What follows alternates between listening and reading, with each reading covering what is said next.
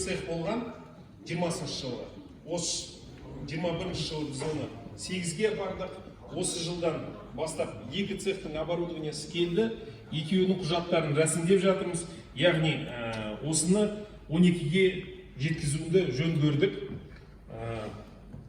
Осы бағыт ең көп жұмыс орнын ашады деп айтуға негіз бар. Қазіргі таңда бұл бағытпен жаңа сүтті өндіру бағытымен мынау 50% тұрғындарымыз айналысып келеді. Бірақ нақты табыс көбі болып 500-ден астам отбасы айналысады. Ауданда 21248 жаңа сауынды сиыр бар айтып кеттім. Бірақ өкінішке орай мына ашып жатқан цехымыздың загрузкасы 35%-дан аспайды.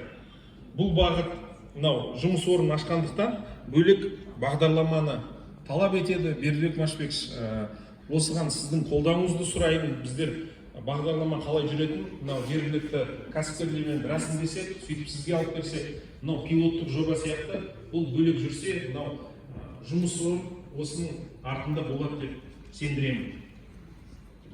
Тұрғындардың табысын арттыру пилоттық жобасы аясында біздің ауданға да келді. Жамбыл биыл біз Ақсай ауылдық округында жалғастырғанбыз. Жуалы 20-20 кооперативін құрдық. 110 миллион теңгеге 16 дана техника анау күні ғана өзіңіз табыстаған болатынсыз. Ал тұрғындардың тарапынан 76 тұрғын ауласымен қатысты 358 миллион теңге қаражат алып, 1115 мал бас сатып алынды. Ол үлкен объем біздің аудан үшін. Одан басқа жеке кәсібін ашу бойынша 1 МТС, 4 ара шаруашылығы, 1 сүт өндіру цехы, 1 тігін цехы, 1 науанхана, 1 қап өндіретін цех ашу жұмыстары жүріп жатыр. Сыбаға агротехника, агробизнес, кең дала іскер бизнес жол картасы еңбек бағдарламасы аясында 701 кәсіпкер 4 миллиардтан астам қаржы былтыр алған болатын кредитпен. Тек бизнес жол картасы аясында кепілсіз несие 73 кәсіпкер ие болды, 288-де 9 миллион теңгесін алған болатын.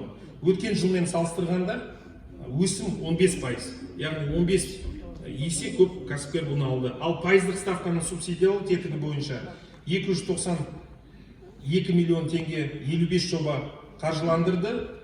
Былтырғы жылмен салыстырғанда 9 жоба 6-да 1 есеге өсіп отыр.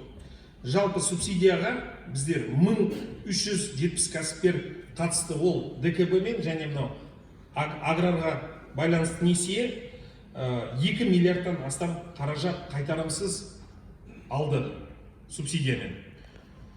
Одан басқа 120 адам 583 миллион теңгеген гранттың иегері болды.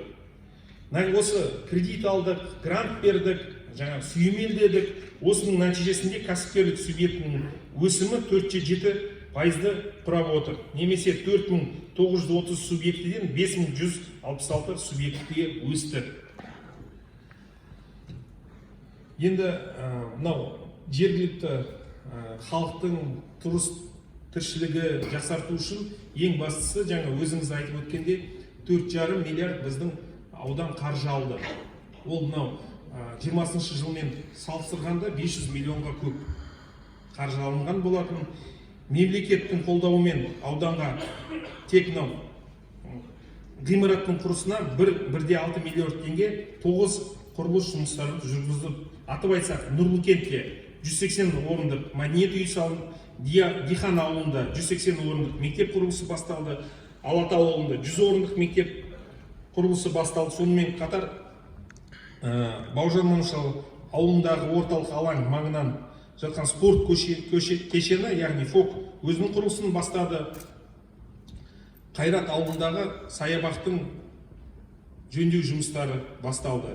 Бауыржан Момышұлында мына өзімізде отырған ғимаратта былтыр 100 миллион қаржыға толық жөнделді. Одан басқа мынау Қарасаз ауылындағы Пушкин мектебіне күрделі, Бауыржан Момышұлы ауылындағы Қонаев мектебінің күрделі жұмыстары өтті.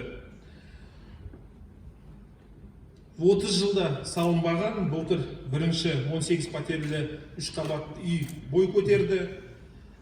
Осы жылы халыққа үйге беріледі. Сондай-ақ аудан орталығында өздеріңіз білесіздер, мынау 2 қабатты 20 үйдей бар. соның 5 үйдің ауласы мынау Таразда жүріп жатқаннан кейін біздің ауданда Тараздан қалмасын деп үй алдарын біздер де жөндедік. Осы жұмысты ары қарай біздер жалғастырамыз. Биыл жыл басында 20 миллион қаражат бөлдіріп, ары қарай сол жұмысты жасаймыз.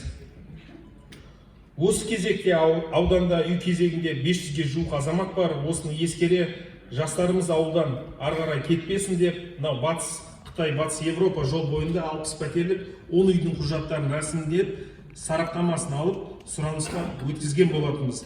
Аудан үшін Бердібек Машбекович, бұл өте маңызды. Өйткені жастарымыз үйі болса, жері болса, жұмысы болса, бұдан кетпейді. Соны қолдауыңызды сұраймын. Үй соғуға да былтыр жер бердік, 107 участка. Биыл мынау жыл соңында берілгеннен кейін жыл басынан тек 3 адам көтерді. Тұрғындардың бәрін жинап келіскен болатынбыз, кемінде 50 баспана осы жылы соғылады. Мынау 4000-нан астам адам сол кезекте тұрғанына байланысты 1000 жер учаскелерінің құжатын қазір біздер аудан тарапынан рәсімдеп жатырмыз. Оны да осы жылдың соңына дейін толық бітіп, ендігі жылы адамдарға береміз. Тапсырмаға сәйкес ауыл тұрғындарын бірігіп 14 үйге асарлатып, үйге көмек көрсетілді. Осы жылда мемлекет және басшылардың қолдауымен жұмыстар қарқынды жүреді. Қазіргі таңда 16 жоба қолдау тапты, конкурстық құжаттары жаңа рәсімдеу процесі жүріп жатыр. Ең басты халыққа жаңа керектігі ол ауыз су. 21 жылы қосымша 5 елді мекенге су тартқан болатынбыз. Ауыз су құрылысы жүргізіліп,